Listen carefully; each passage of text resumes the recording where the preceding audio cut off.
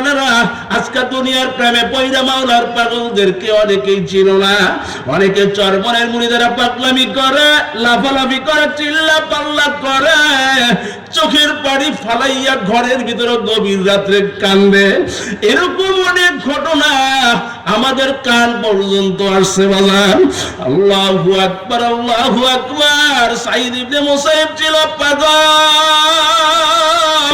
সাঈদ ইবনে মুসাইব এমন একজন ব্যক্তি, হযরত আবু হুরায়রা রাদিয়াল্লাহু তাআলা আনহুর মেয়ের জামাই ছিল বাজার। সাঈদ ইবনে মুসাইব এমন পাগল, যারা আমার মাওলার পাগলদের সঙ্গে চলবে এরা পাগল না হইয়া থাকতে কিন্তু পারে না। সমাজ কিন্তু বাজান খারাপ, মানুষও খারাপ। এই জন্য সমাজের তালে তালে মানুষগুলা খারাপ হয়ে যাইতেছে।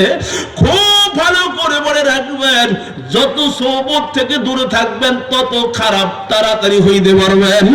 আর যত ভালো মানুষের সোহবতে থাকবেন, বেশি সময় দেবেন, আল্লাহ পাকের ফজল এবং করবে বলতে পারি আমার মাওলার পাগল হইয়া কবরে যাইতে পারবেন।